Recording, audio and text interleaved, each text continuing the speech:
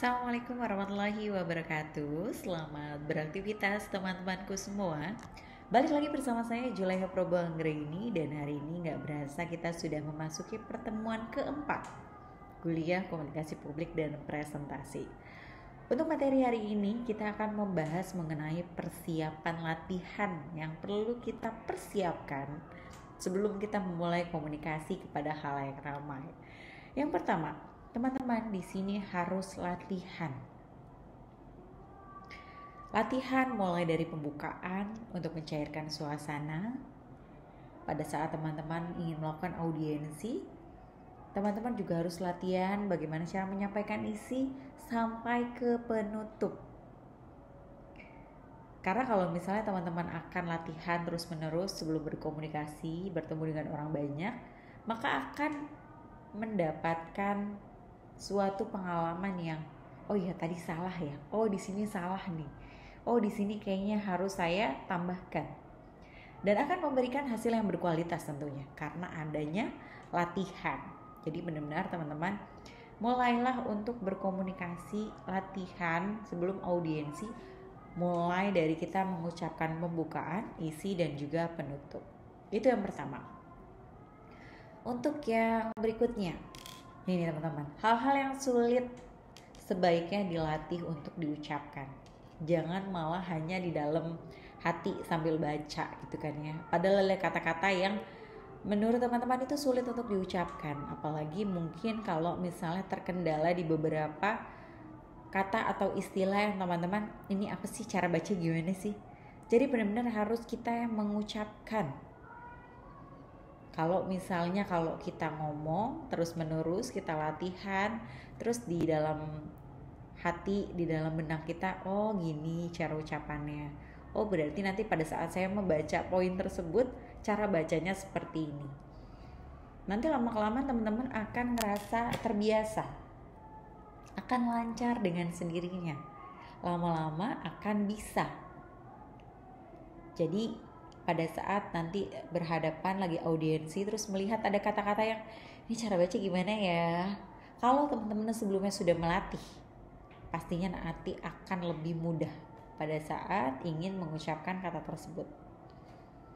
Karena kalau misalnya kita salah ngucapin biasanya kan grogi ya, apalagi kalau misalnya kata-kata ini orang lain tahu sebenarnya pengucapannya kayak gini, kok dia bacanya gitu ya, pasti akan ada orang yang berpersepsi, dih kok kayak gitu ya cara bacanya, dia salah tuh, cara bacanya gak kayak gitu. Apalagi soal kata bahasa Inggris, hati-hati teman-teman dalam mengucapkan hal tersebut.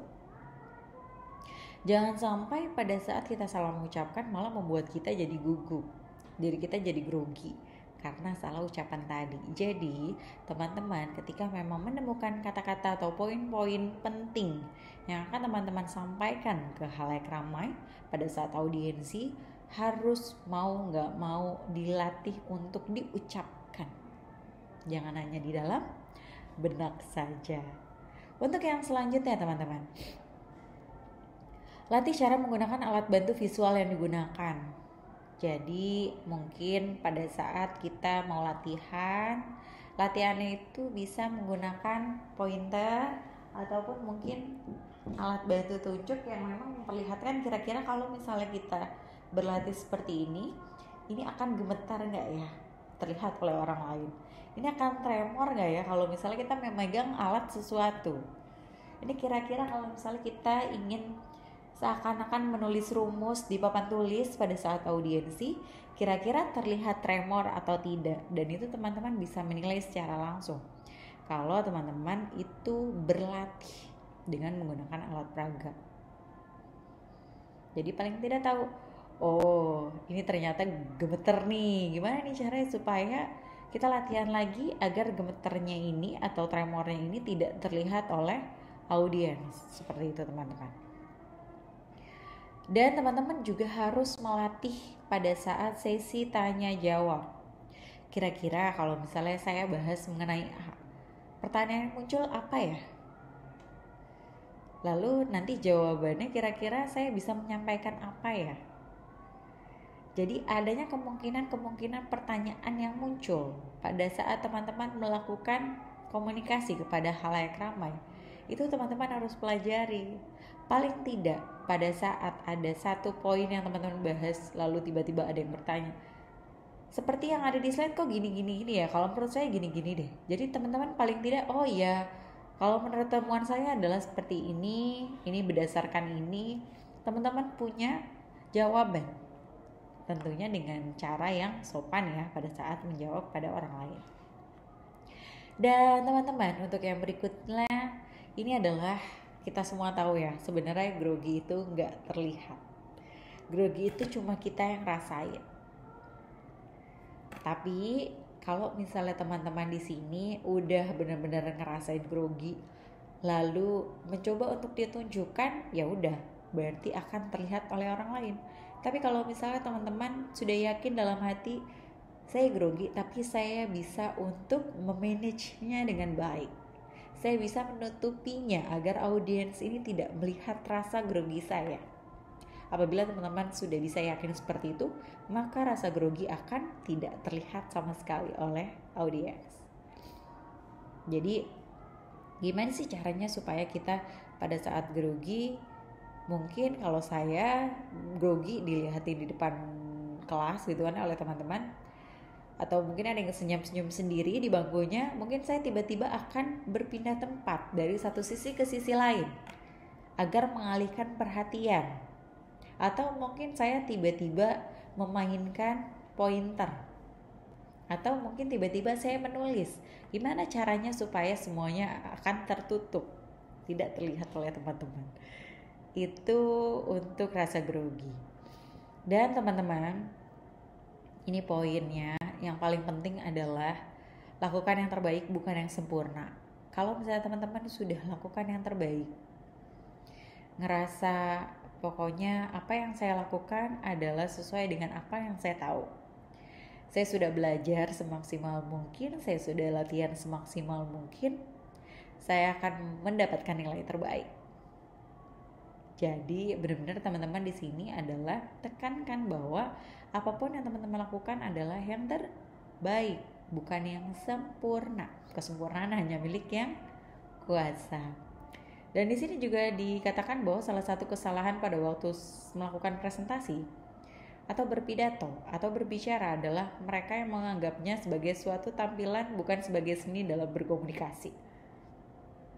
Yang penting dia penampilannya bagus nih, yang penting dia maju nih, yang penting dia audiensi. Tapi kadang-kadang kita itu malah melihat bukan dari ini kira-kira dia mau bawain apa ya, tapi kita justru melihat bagaimana sih caranya supaya orang lain itu tertarik terhadap informasi yang kita berikan. Entah mungkin dengan gaya kita yang asik dalam penyampaian audiensi, yang begitu sopan, ataupun yang mungkin menggugah hati orang yang melihat ini. Dia kayaknya enak ya suaranya, dia kayaknya enak ya pembawaan materinya, coba kayaknya dia bagus deh kalau misalnya saya coba untuk praktekin dan lain-lain. Jadi di sini naluri teman-teman harus jalan. Ketika memang ya udah saya mau menyampaikan materi A, maka saya harus memaksimalkan di materi A agar tidak melebar juga kemana-mana. Dan tentunya yang paling terakhir adalah teman-teman tidak pernah boleh untuk membandingkan diri sendiri dengan orang lain. Mungkin si A bisa berkomunikasi dengan baik, tapi dia sangat grogi. Mungkin si B presentasinya baik, tapi tampilan desain presentasinya tidak baik. Mungkin si C udah desainnya bagus, komunikasinya bagus, presentasinya bagus, dan lain-lain, sehingga membuat teman-teman jadi ciut pada saat ingin urutan presentasi maju. Jadi teman-teman, ini benar-benar gak boleh banget kita bandingin. Oh iya dia kan enak gini-gini, oh dia enak kan, dia kan kerjanya gini-gini. Jangan, tapi lebih ke oh dia bagus ya komunikasinya, saya kira-kira bisa gak ya kalau jadi dia, dan lain-lain. Ambil sisi positifnya, tapi tidak untuk menjatuhkan diri sendiri. Jangan pernah kita membandingkan diri sendiri dengan orang lain. Itu akan membuat persepsi diri kita menjadi rendah. Teman-teman, kita akan masuk ke teknik cara membuka pidato. Jadi, untuk teknik yang pertama, kita harus langsung menyebutkan inti pembicaraan. Jadi di sini teman-teman nanti akan mencoba untuk berkata-kata, mengucapkan kalimat yang ada di layar. Contoh, saya akan berbicara tentang burung kenari. Apa kelebihannya dibandingkan burung lain? Berapa kisaran harganya? Apakah teman-teman tahu? Dan bagaimana cara memeliharanya? Jadi di sini teman-teman pada saat ingin membuka suatu percakapan langsung saja boleh langsung masuk ke inti pembicaraannya. Tidak perlu basa-basi terlalu panjang.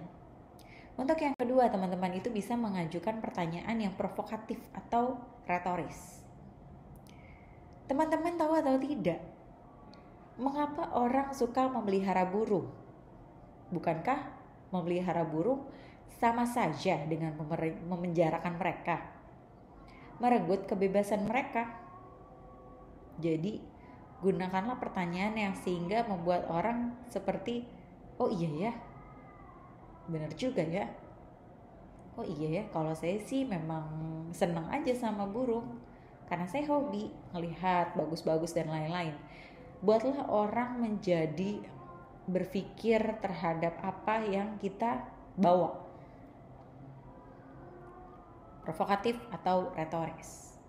Untuk yang berikutnya teman-teman, kita bisa menyampaikan fakta unik atau mencengangkan. Kalau contoh ada di layar, 1 ekor jantan burung kenari mampu mengawini 3-20 ekor betina dalam 1 hari. Jadi di sini orang, hah, masa sih? Ini teknik membuka pidato agar orang lain ini ngerasa, ih dia mau bahas apa ya? Ih masa sih? Emang iya ya burung kenari bisa ngawinin 3-20 ekor betina dalam 1 hari? Buatlah orang berpikir. Buatlah orang tertarik. Buatlah orang jadi tercengang terhadap apa yang kita bawakan. Tentunya ini berdasarkan fakta ya teman-teman. Atau mungkin teman-teman mau gunakan contoh lain. Saudara-saudara, otot terkuat yang ada di badan kita adalah lidah. Namun, sekuat-kuatnya lidah, setiap manusia tidak dapat menjilat siku tangannya sendiri. Emang iya ya? Masa sih? Coba langsung dipraktekin gitu kan ya.